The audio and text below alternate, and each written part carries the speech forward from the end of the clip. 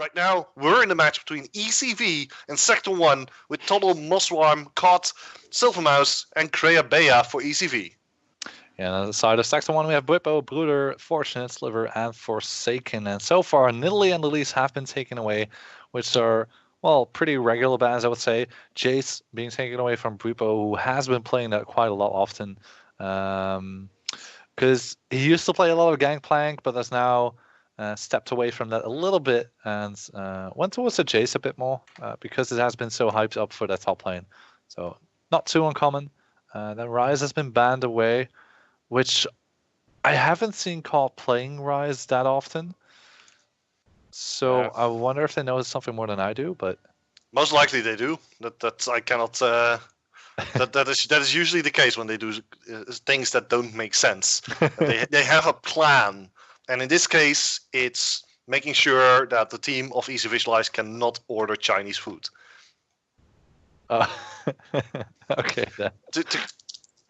But it will allow Total to pick up Olaf, and this is something we've been seeing a little bit in the weeks past World Championships. Olaf, very high pick. Yeah, he definitely is being picked up a lot, and it's just because of his ability to run through to the enemy backline and be able to do so much damage, but also in that early game, putting a lot of pressure onto the lanes and just being able to jungle effectively. Although we have seen some sneaky invades into the second buff. We saw, I think it was Lachnegedas executed it against ECVisualize last week. Then they were like, hey, that's a pretty easy strategy to use, and they actually used it themselves a couple days later at the DCL. Didn't get a kill out of it, so it didn't work as effective as it did against them. But nevertheless, they might use that strategy once again. Who knows? In the meantime, though, Mossworm hovering over Ivern, I don't think that is going to happen. Like that's just begging for some counterplay. But if they are going to be picking Morgana, I like that though against the Blitzcrank. Yeah. So yeah, we haven't really touched on the Blitzcrank, so that's interesting. We saw. Was it Cass? I think so. I think it was Cass on a Blitzcrank a couple of weeks ago, and he went like 1-12 and 13 or something. It was not really the best score you would like. He did get a couple pretty crucial hooks that potentially could have gotten back into the game, but I think they eventually lost that one. So not the best performance in that one. So they do pick up the Morgana against the Blitzcrank. That's a pretty important decision here. I haven't seen him support Morgana for the last couple of months. Yeah, but it works pretty well against the Blitzcrank if you have the timing down correctly. Yeah. Like it's defense against the grab, it also defense against the possible application of stuns. So there are a lot of things that you can do with a Morgana, and I think that if you can actually land those long range dark bindings as well, yeah, it could be what ECV needs to beat Sector 1 here. Yeah, I'm just gonna double check right now because if I recall correctly. The Blitz hook should have a shorter cooldown than the Black Shield, but I'm gonna double check just to be sure. I'm a little bit surprised here, but nevertheless, we see Jhin getting picked up as well, and Orianna. So Orianna and Kennen, that goes back all the way to Season 1. Not Season 1, Season 2 actually, because Orianna wasn't in Season 1 if I recall correctly, but the ball delivery system. It basically go in, hit the shockwave, boom, wipe the team. I believe it was the 3000 Elo. There was one player who was really good with Orianna. I can't remember the name. Yeah, it's been quite a while, I guess. So just to come back at what I was saying about earlier, the hook cooldown is lower at the first couple of levels. So depending on the matter if Kreia Bea actually decides to level up the Black Shield first, which I highly doubt because you always want to go for the bindings. But if he levels that one up first, at rank 5, he would have 1 second shorter cooldown. So basically, definitely during the early game, the Blitzcrank should be able to hook again before the Black Shield comes off of cooldown. So maybe they can work around that fact a little bit. Yeah. At the same time, though, I just double checked. It was Forellenlord. Oh yeah, of course. Yes, Forellenlord. Yeah, I am from Alternate. One of that time the best teams in. I remember casting him once during the Winter Series in 2012, I think. Was quite amazing to see those guys play. Actually, same goes for Gambit Gaming. I mean, that name should also be very old roster. very. Yeah. Alex Each and Edward, of course, Genja. And Diamond Box. Yeah, Diamond Fox. And Dire. Oh, something with a D, I think, in the top lane. I can't remember. Not entirely. I don't know. Okay. I'm horrible. I should know that. Like we should know that. But remember Gambit Gaming? He has the whole meme about him with the smoke weed every day. Remember? No, I don't. Old school.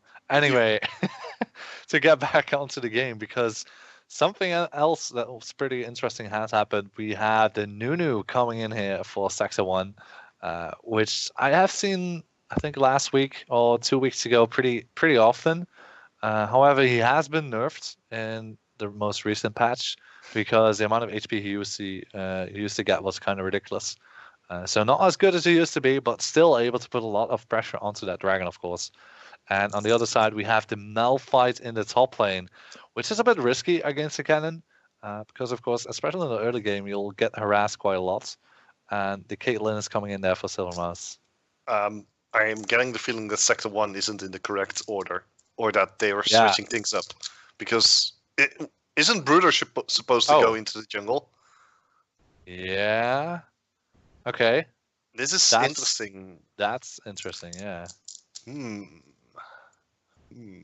This is. I'm not sure what Sector 1 is doing. Perhaps it's Bruder Jungle on Blitzcrank with Ignite. Makes no sense. I'm confused right now. So okay, so maybe I'm gonna look it up. I'm guessing that Bruder just likes to play Blitzcrank. Yes. And wants to show something here. Oh boy. I don't know. I mean, he's good with his skill shots because we have seen him on that Nidalee and at least so often. Not really missing a lot of those. Oh, and he actually has 77 games on that Blitzcrank. So, guessing they're going to bring something else here for this match. I'm confused. We'll find out. We'll find out nevertheless. This is one of those moments where you're like, Bruder, why you do this? This is it's quite redonkulog. But looking at the composition, so removing the Malphite from the Orianna is a big thing. Like I believe that a few patches back, we actually saw Cannon support even coming out. Oh yeah. So it would Cannon be AD carry. yeah, it wouldn't be beyond thinking that they removed the Malphite just to ensure that they can perhaps go counter out that Orianna. Maybe. We'll have to wait and see. So at least this match is going to be rather interesting. So we have a couple of weird things going to happen here. I don't really like to Malphite into the cannon. I really dislike that decision. I mean, there's just so many things that can go wrong in that situation, especially with the Nunu coming in there, slowing the Malphite down. Is really hard to get away from Cannon and the Nunu. So I wonder how Toddle is going to manage it. I wonder how he's going to be able to pick up farm still against the Cannon while being harassed so often. So that's definitely going to be a difficult lane. And then that bottom lane, I mean, the Blitzcrank Jing versus Caitlyn Morgana. Yeah. I don't know. That's new. Did we just drop? Yeah, lobby expired. What happened? Did they even? I'm getting the feeling that their game didn't start or something. I'm asking somebody. Oh, okay. So they picked Blitzcrank, which is banned. So they're gonna do a remake. All right, so let's get okay, into so that in the lobby meantime, quickly. I found out what the name was, and it was with a D. Yeah, I saw it in chat. It was Darian. Darian. Yep. Yeah. Darian. I know.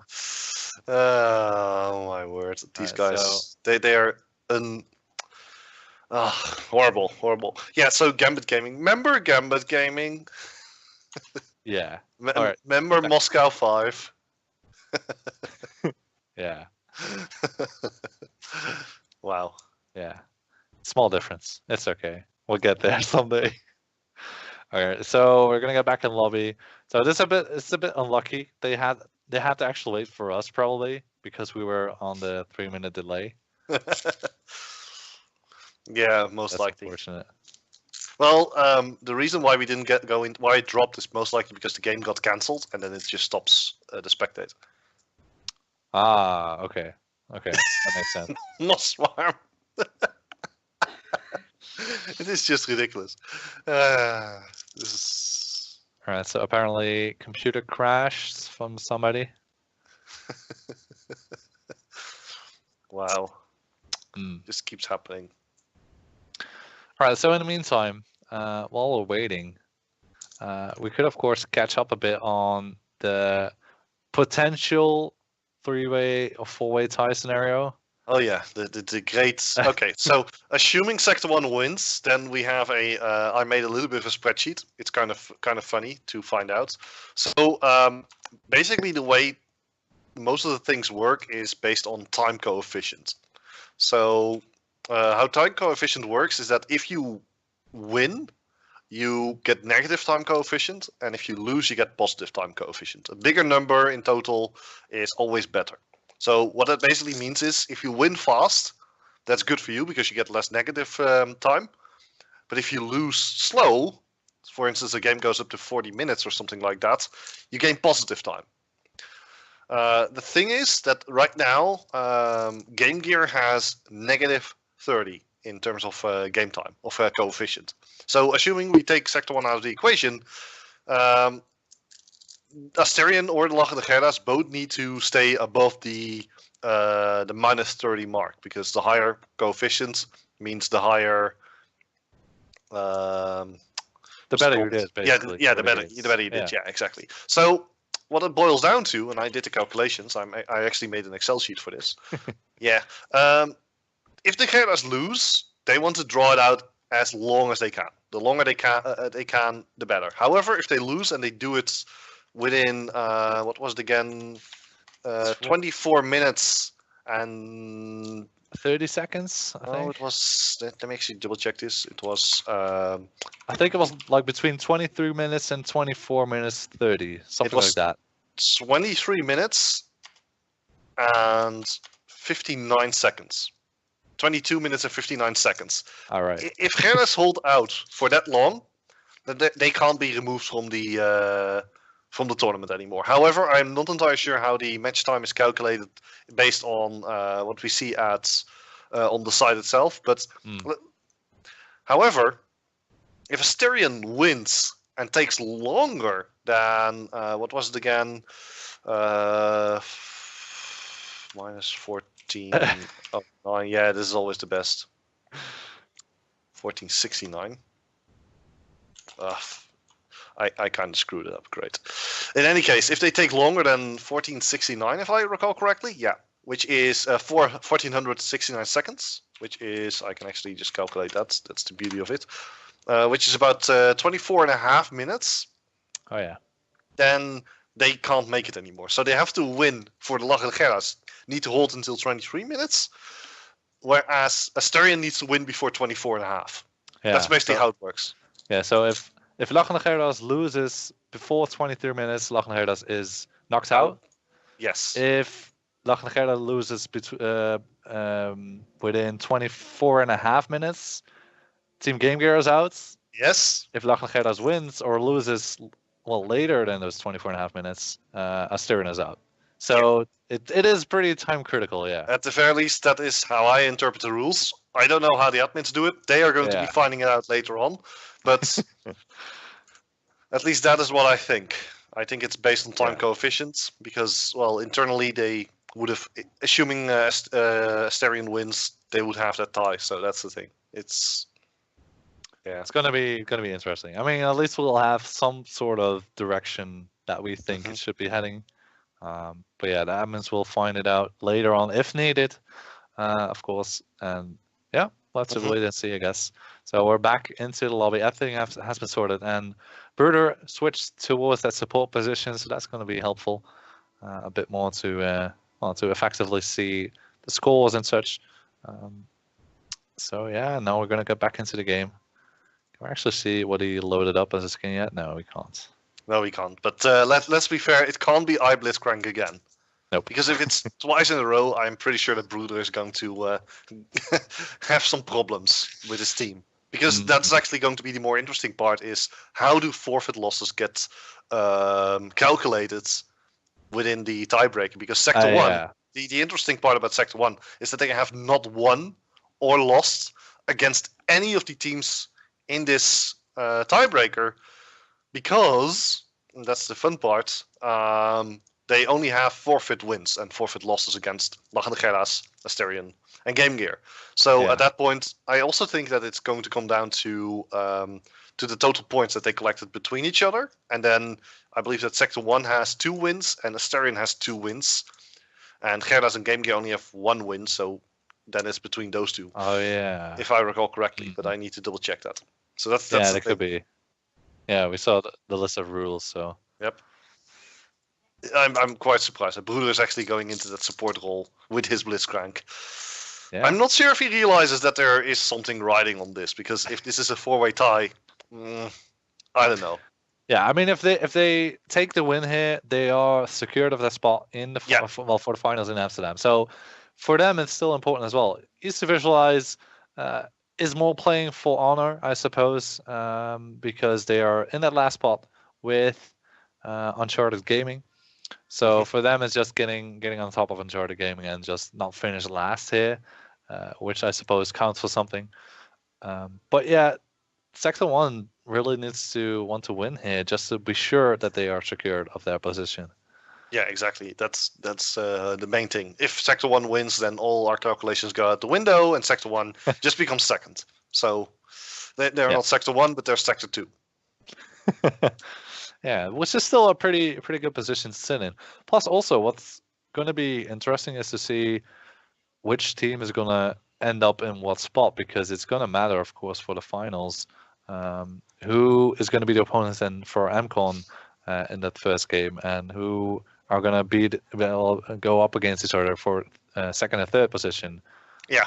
That's basically what it boils down to, and it's going to be interesting. I would be surprised if ECV wins, but given the fact that Bruder is not playing his jungle role, but Forsaken is, they might actually have a chance. But here's Riot Blitzcrank instead of Blitzcrank. So at the very least, they changed it.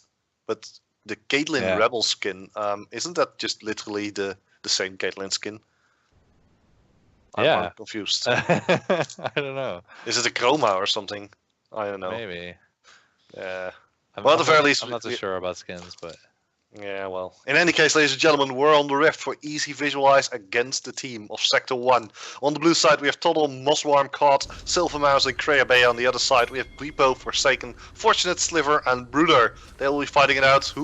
Well, for ECVisualize, it's just the honor. For Sector 1, it is place 2 in the ESL Benelux Championship.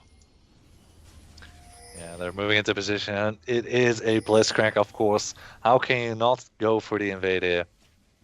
So we see pings going down. Actually, ECVisualize is going to challenge them. They're going to stack up into their brush. That's one of the strategies you can pull out, but you're going to get hooked over the wall. There's the hook. No hook. Oh, there's the hook immediately, but Bruder gets obliterated. Oh no, he flashes away. He will survive, courtesy of the heal. Immediately, the undertow also coming out, and well, that was an interesting start of the game. Now, Toddle needs to be a little bit careful. Nice binding onto Sliver, but no follow-up. I think everyone will be just going back to base and starting the run. Yeah, but Bruder used his flash. Sliver had to use his heal as well. So good positioning there from Toddle. They put them in front of everybody else so that if the hook was going to come out, he will be the one getting hooked in, so he will be able to tank as much as needed. And good decision there. Yeah, definitely. And this was decent, I guess. Like, they forced a few flashes. Actually, it was really bad for Sector 1, but really good for ECVisualize. We still have everything available. And that might actually be what they need for this bottom lane, because with Silvermouse and Krebea now having all their summoners available, and their opponents not having a heal, they could actually get a kill if they can get the lockdown trap combo. Yeah. Which is pretty interesting, because of course the time of the binding, it just takes so long for it to disappear that it's, well, I wouldn't say easy, but it's easier to get a trap under him and let that trigger before the bind ends. So they can make that work pretty efficiently. Yeah, definitely. In the mid lane, it is Scout against Fortunate. Of course, he's Scout because he has the snowballs flying around him. And then, as it goes on, the middle lane, well, it's the ball war. Oh yeah. We're putting them in the bullpen. Like, I can keep going on like this forever, but Kalt is taking a significant amount of damage, but so is Fortunate. So this is basically what we need to be looking at, because this is going to be one of those kill lanes. Yeah, and the junglers might have a say into it, but for now, they're gonna take the pretty safe route and standard routes. I mean, Forsaken is most likely gonna put more pressure on jungle objectives. He's gonna look for those scuttle crabs just to allow his lanes to perhaps play a bit more aggressively with the extra vision they've gained. While Mossworm maybe will be looking for a gank here or there. They have a lot of crowd control to set things up. They have the Morgana, they have Cinder who can use a ton of it as well, of course. Total perhaps a bit less, but he still has a slow in his kit. So there are several possibilities here for Mossworm to gank. Yeah, although Toddle needs to be a little bit careful. This is the issue which you have when you're... actually, Mossworm looking for the gank in the bottom lane, but there's a ward there, Mossworm. You're going to either get pulled, or they're just going to play it so safe that, well... Let's see what Bruder's attempting. Is he going to try and... Oh, top lane! So much damage on the Toddle! Toddle trying to survive. People are going very deep. Will get the tower hit. People actually gets the kill there. I'm not sure what Toddle's plan was, but he could have flashed back towards the tower. Well, this is just the problem. He put himself in the position he wanted to farm. We see a lot of action. Actually, Fortunate might has to flash. He's gonna get out safe. Yeah, that's the issue. Mossworm doesn't really have lockdown, does he? No, not really. Just able to slow down if need be. He can, of course, dish out a lot of damage. Speaking of damage, bottom lane, Forsaken moving in. Krebea in a lot of trouble. They're focusing on the Silvermouse. Black Shield's keeping Silvermouse alive. Bruder perhaps with a grab onto Krebea. Flash from Krebea over the wall. Will try to survive immediately. Oh, nice sidestep there. Heal coming out, and Krebea almost goes down. Oh, 1, 2. No, not going to happen. The trap. Forsaken. Can he get the kill? Oh, yes, he can. nice. The headshot gets him, and now onto Sliver. Sliver will be backing away. Actually, it's the blue buff on Silvermouse. So that's a big thing. He can continuously toss out those build-off Peacemakers now. Yeah, the one problem though is that Bruder and Sliver are still pretty healthy, while Silvermouse and Krebea are both a bit lower on HP. So Bruder actually can go aggressive here. Yeah, but look at the damage that Bruder is taking when he misses. Like that's a huge cooldown, and they can just turn it around. That's what we've been seeing every single time. At the same time, Mossworm taking out the Krugs, or at least trying. Forsaken moving in. Does he have the smite? No, he doesn't. Forsaken takes the Krug, and now Mossworm just has to run away. Yeah, and Soldal is still trying to trade with Bwipo, but now they have Forsaken moving into position. He has to be a bit careful there. He should know that Forsaken is there. That Forsaken is there. Why is he going so deep? He's perhaps counting on Mossworm. But look at Toddle taking so much damage, he's backing away. Actually, bottom lane also a lot of action going about there. Sliver trying to get the kill in. Can't do it yet. And Bruder also very low, has no mana whatsoever. Yeah, and again, the combo binding plus trap just allows them to do so much damage in that period of time where Bruder is just not able to go anywhere. So well done by them, trying to abuse that. So yeah, indeed, Bruder now out of mana. That hook just eats up so much of his mana that it's pretty difficult to stay in lane all the time and still be able to throw out hooks. He did get his level up, so this might be it. Silver Mouse, but he flashes away and he survives. No, the Ignite takes him down. And this is bad because Bruder gets the blue buff. And a Blitzcrank with a blue buff is kinda scary. Yeah. Okay, Bea. No. So low, it's burning. Almost goes 15 HP. That was pretty damn close. Yeah.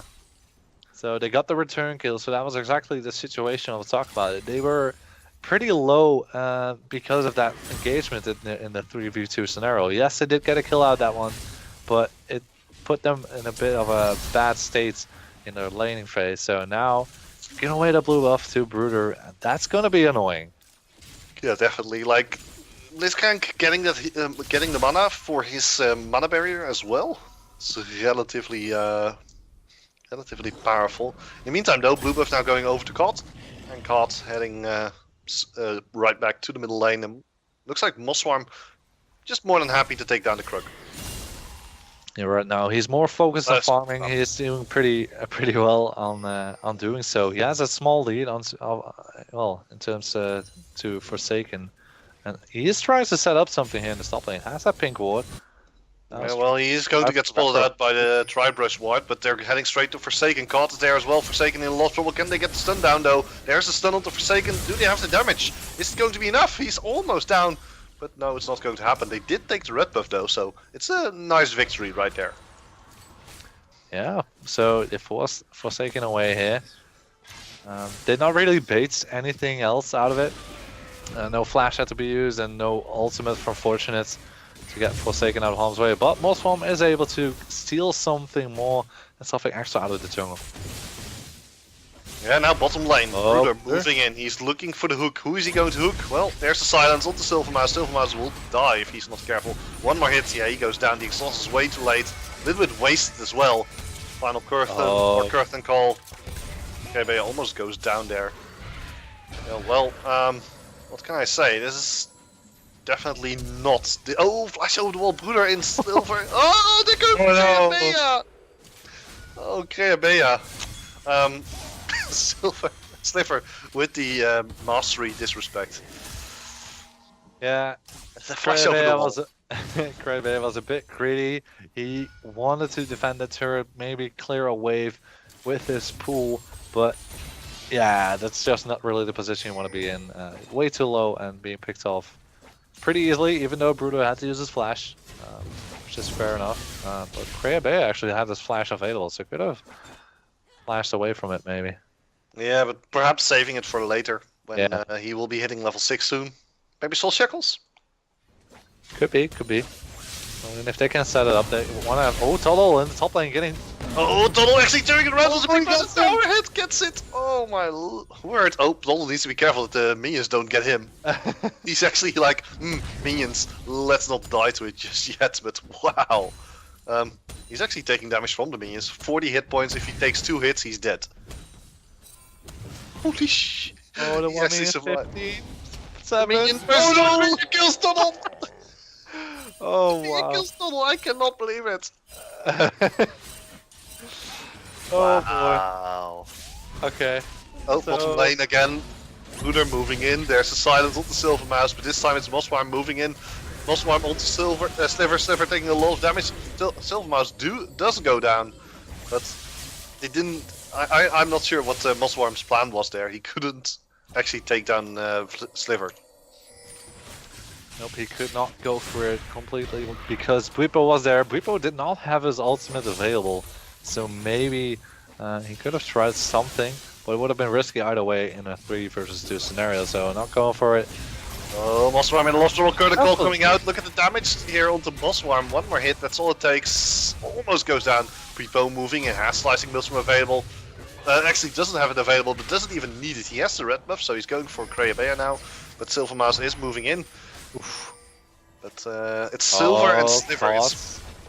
Oh, is on his way through the Thribush. Oh, can he catch them though? It's going to be a little bit hard here. Stun, it misses. Now they're going for Bwipo. Bwipo perhaps, can he turn it around? A lot of damage being done there to Bwipo. Bwipo, so incredibly low, goes down to Silver Mouse, who now has his red buff. Oh my word. It's a bit chaotic here in the bottom lane. Just that's a bit. Alright. It could be worse. They could be dying to minions. Oh yeah. Well, at least it was a execute. So let's just say he wanted to get back to base quicker and didn't want to wait the 8 seconds channel. Well, top lane, absolute zero onto Toddle, deals no damage whatsoever. Only keeps him in place for now, Forsaken. Chasing down Toddle, but Toddle has his seismic shard and will be backing away as fast as he can. Yeah, so... I'm also getting the feeling that ECVisualize can better line up some minions than having a Toddle. I mean, minions are definitely more powerful. Poor guy. Yeah. So well, right now, I mean, it is 6-3 in kills. So Sector 1 definitely has the lead in that one, but in gold terms, it's not too bad. Silver Mouse. Nice sidestep. Yeah. So Bruda has been doing a pretty efficient job at denying the black shield. He just runs forwards, uses ulti to completely diminish the black shield, and then uses his hook afterwards. So just making sure that it's not really of any use. And I'm just double checking. And Kreabe has put a second point into his black shield, so it has become a bit stronger, but it's not going to be enough to cancel out the damage, I think, coming out from Bruda's ulti.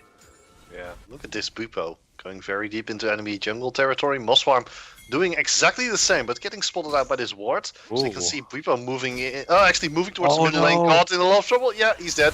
There's no chance slicing mills from going out. Boom! And you're dead. Yeah, just not the right place to be in, because Bwipo wasn't spotted by anyone. And just the fact that Mosswarm was in the enemy jungle makes him feel a bit safer. While it really was. Teleports. Bottom lane, there is the, of course, the ultimate from Malphite available. Oh, it got cancelled! It got cancelled! And as a result, Silvermouse just kills Sliver because Sliver was just doing all the damage he could before Malphite arrived. But it got cancelled, top lane, Toddle in love. Oh, wow! Go down, no! Oh, he uses his ult! Unstoppable force keeps him alive. But now the chase by Bwipo. Bwipo going deep. Can Bwipo take it? No, he cannot. He cannot take down Malphite, so they're going for this bottom tower. Although, it should be the team of Sector 1 who gets first blood on the tower. Yeah, it is going to be pretty close, but they do get it, so that puts another 400 extra gold into the pocket. There we go, the response right away. So maybe they can act quickly from the side of ECVisualize and get a dragon out of this, because they need every single thing they can get right now off of this map. Yeah, and this is basically the moment. Oh, Bruder moving in.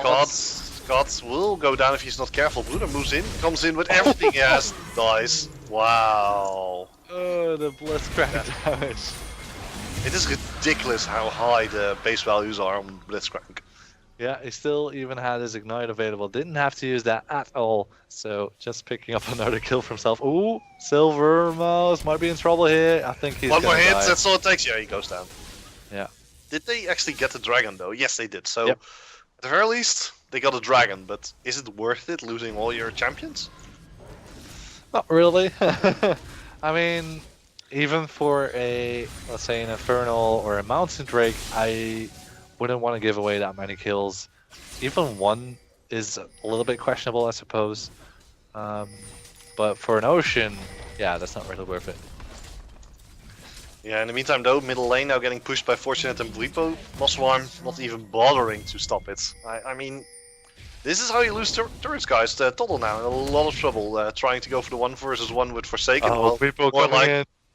Yeah, Bwipo from the side. Yeah, he's dead. Slicing Maelstrom.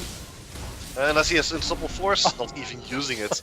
Absolute Zero takes him down to Absolute Zero. Fortunate now in a lot of trouble. Here's the Ragnarok coming out. Yeah, Fortunate is dead. Yeah. And Caught gets his first kill of the game. Yeah, not much to do there for Fortunate. Couldn't really get away from that situation anymore. Bottom lane. Silver Mouse, oh no! Oh, Silver Mouse! This is just a little bit ridiculous. Every single time Bruder gets a grab, it's one more kill. But they are now actually pushing with a 3-man army in the middle lane. It is interesting. They're trying to trade a few objectives, and perhaps they can actually do it before anyone else can respond, because Forsaken will never be able to fight back against this.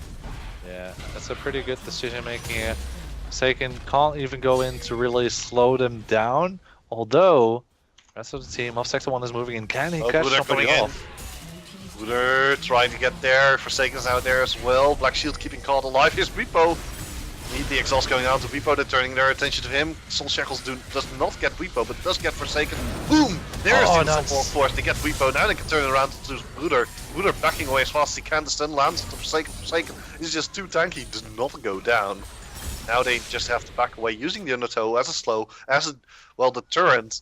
And ECVisualize, while being behind so much, is able to actually turn the tables on Sector 1. Yeah, the thing to be pointed out though is that a lot of the ultimates on the side of Sector 1 were not available. Bwipo, Forsaken and Fortunate had them on cooldown.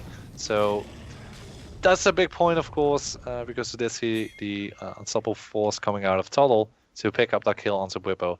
So that's a big difference here. Nevertheless, good job out of them for taking up those, what did they get, 2 turrets I think in total, and a kill even on the back of it. So they are putting themselves in a bit better position to come back into the game.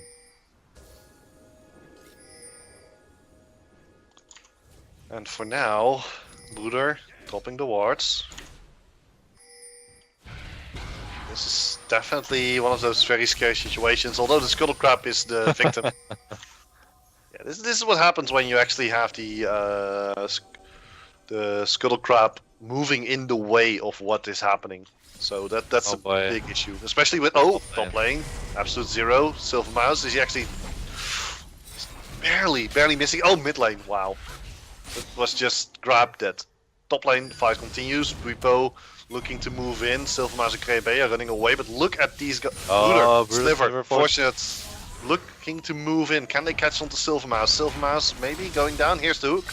No, not going to happen. Silver Mouse stays alive, courtesy of the flash Krebe as well. Teleport coming in, but gets cancelled instead. So now they are actually in a very bad position. Immediately Curtain Call coming out. One more hit on Krebe up. Oh, he goes down and almost takes down Silver Mouse. And because of the cancellation of the teleport, there's no way that Toddle can ever get there back in time. And it's just a massacre in this top lane. Oh no, most of our arm is going to get killed off here as well. Yeah. This is basically what is going to happen. We're going to go, oh, he's dead. And every single time it will just continue happening. Bwipo goes to the bottom lane. And this is the issue. Toddle actually got the push in the bottom lane. But then Bwipo just comes and does this. Immediately clears it. Yeah, I kind of expected Toddle to pressure onto that bottom lane a bit more. He decided to rotate towards mid and just shove up the lane, pick up some more farm, because he knows that if he stays in that bottom lane too long, they might actually push towards the inhibitor turret. So not taking a risk right there, just playing a bit safe. However, they did get behind a bit more, almost 6,000 gold in the lead here for Sector 1, doing pretty well for themselves, 14-6. And next Dragons will be up for grabs pretty soon. 45 seconds remaining, and it's going to be another Ocean.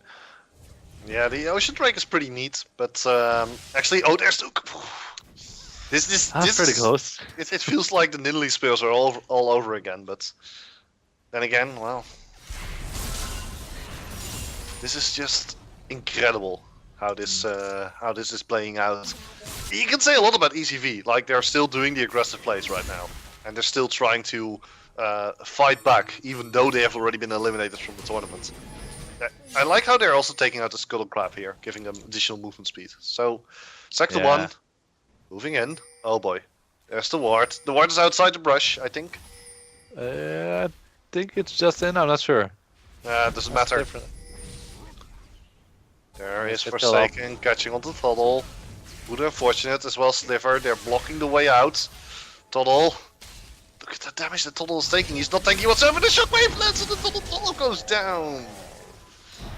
Yeah, they're being forced into a bad position. Sector 1 just pressing onto this mid lane. He gets a hook up Silver. Yeah, he's dead. No chance for him. Absolute Zero coming out. Caught in a lot of trouble. Curtain Call now coming out as well. They take down the turret. Bwipo moving in, slicing Millstorm to Boswap. Boswap goes down.